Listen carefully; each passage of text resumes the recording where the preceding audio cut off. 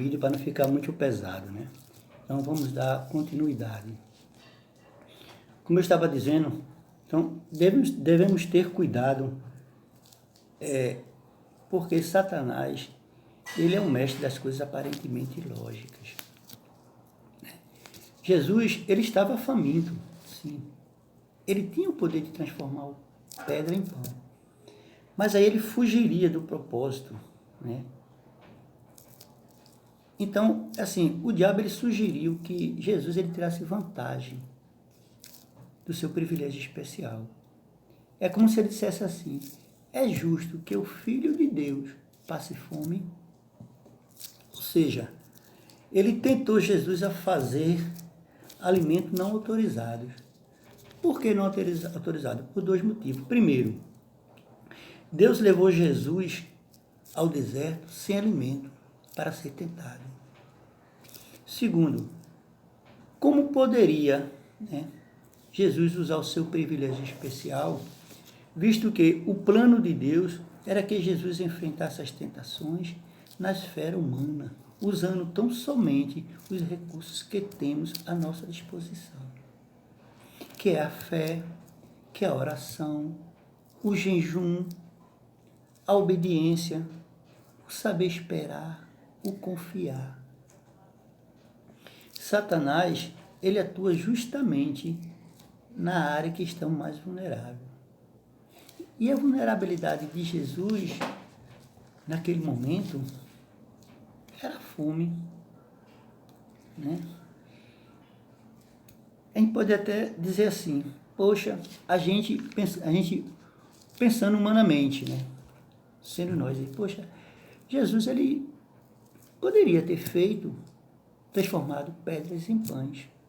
E o pai ele iria entender, porque já fazia 40 dias e 40 noites, ele estava com fome. Isso é nós pensando humanamente.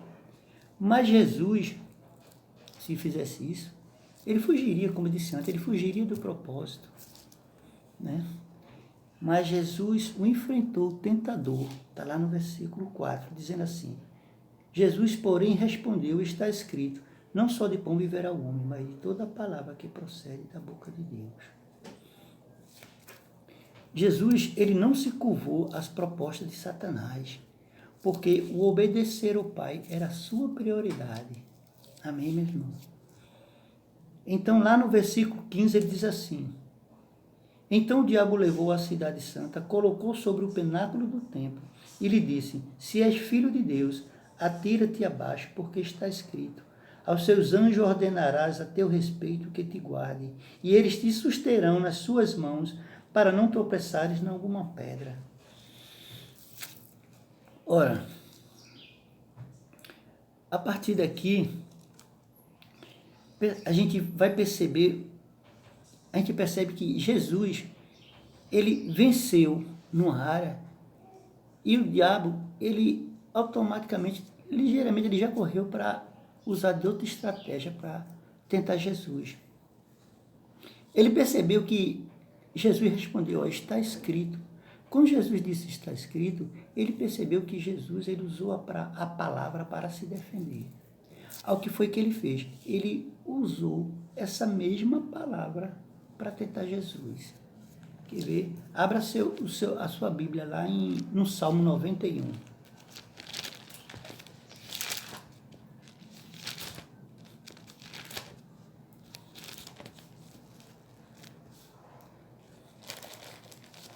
No Salmo 91, lá na parte 11 e 12, diz assim: porque a seus anjos dará ordem a teu respeito, para que te guarde em todos os teus caminhos. Eles te susterão nas suas mãos, para não tropeçares em alguma pedra. O que foi que Satanás fez? Ele em princípio, ele acrescentou: olha, está escrito. Aqui na palavra não diz que está escrito, só diz assim: porque a seus anjos ordenarás. Esse está escrito que ele botou aqui é como se fosse dando ênfase, uma afirmação, uma certeza, né? daquilo que estava no Salmo, quando a gente vê que não é dessa forma. Ele acrescentou essa parte e omitiu essa parte aqui, ó, em todos os teus caminhos. Perceba que ele diz assim, ó, está escrito, foi o que ele acrescentou. A seus anjos ordenará a teu respeito que te guardem. E ele omitiu, em todos os teus caminhos, e continuou. Eles te susterão nas tuas mãos para não tropeçares em alguma pedra. Então, o que foi que ele fez? Mais uma vez, ele lançou dúvidas sobre o poder, sobre a fidelidade, sobre a palavra de Deus. Ora, dessa vez ele tenta substituir a confiança por um teste.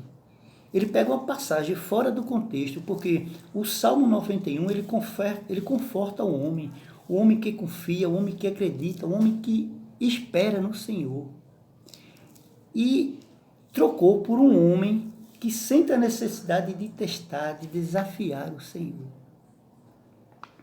Aí a gente fala da área do ser notado, né? Aquele de ser o centro das atenções. Olha, é como se ele dissesse assim, bem, se confias tantos assim em Deus, então experimenta-o, te joga daí, te atira daí e vê se realmente ele cuida de ti. Ele fez prova do Senhor, mas a palavra diz que fazer prova do Senhor só numa área, na área dos dízimos. Quer ver? Vamos ver aqui, você volta, como você está? Você volta 4 folhas, 1, 2, 3, 4 folhas. Aí cai Malaquias 3. Malaquias 3, no versículo 10, diz assim: trazei todos os dízimos à casa do tesouro, para que haja mantimento na minha casa.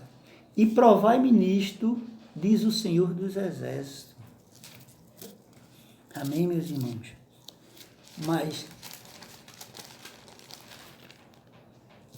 Mas quem confia não faz experimento, né? Jesus respondeu, também está escrito, não tentarás o Senhor teu Deus. Aleluia. Porque, meu Deus, meus irmãos, a confiança verdadeira, ela aceita a palavra de Deus e não necessita de testá-la. Amém, meus irmãos? Então, no versículo 8 diz assim, levou ainda o diabo a um monte muito alto, mostrou-lhe todos os reinos do mundo e a glória deles, e lhe disse, tudo isso te darei, se prostrado me adorares.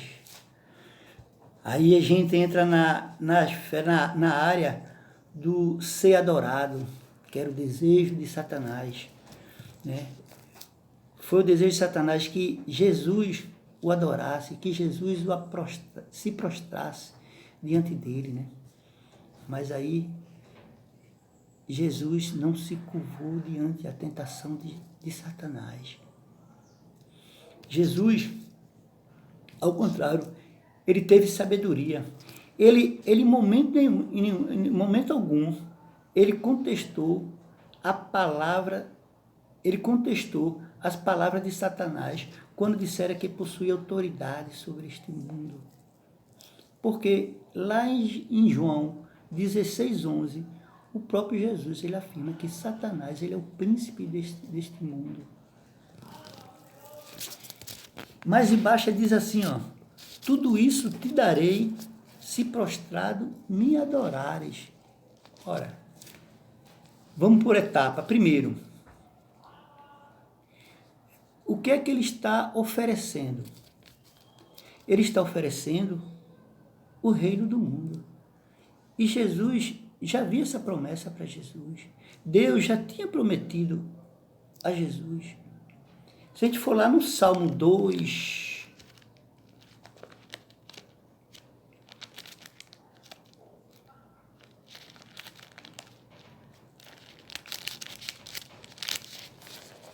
no Salmo 2, do 7 ao 9, diz assim, proclamarei o decreto do Senhor. Ele me disse, tu és meu filho, eu hoje te gerei. Pede-me e eu te darei as nações por herança e as extremidades da terra por tua possessão. Com vara de ferro as regerás e as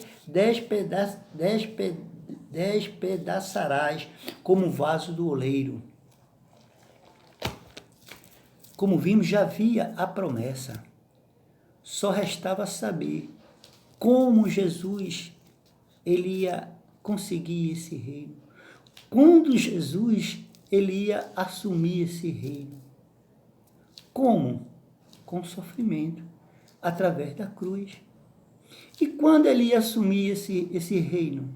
Depois do sofrimento, depois da cruz, depois da ressurreição. Está lá em Hebreus 2:9.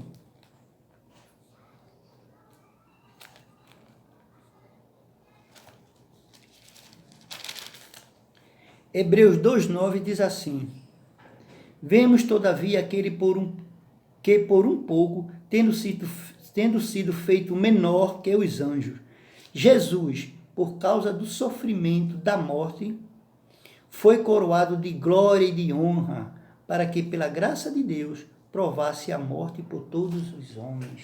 Aleluia! E hoje ele reina no céu e na terra. Mas na frente ele diz assim, ó, se prostrado me adorares. Se prostrado me adorares. Ora, ele tenta Jesus, né? Ele tenta Jesus a pecar justamente naquilo que Jesus ele tinha ensinado aos israelitas. Qual é o primeiro mandamento? Qual é o primeiro e maior mandamento? Amarás teu Deus sobre todas as coisas. Vamos lá em Deuteronômio 6. Amarás teu Deus sobre todas as coisas, com toda a tua força, com todo o teu entendimento, com toda a tua alma. Cadê eles? Deuteronômio.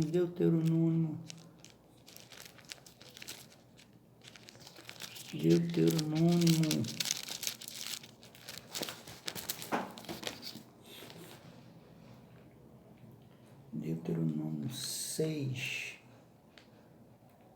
O tempo já está quase passando. Deuteronômio 6. O versículo 5 ao 7 diz assim: Amarás, pois, o Senhor teu Deus de todo o teu coração, de toda a tua alma, de toda a tua força. Estas palavras que hoje te ordeno estarás no teu coração. Tu as inculcarás a teus filhos, e delas falarás assentado em tua casa, e andando pelo caminho, e ao deitar e ao levantar-te. Como é que ele pede para que Jesus se prostre diante dele? Jesus indo de encontro ao mandamento do Pai.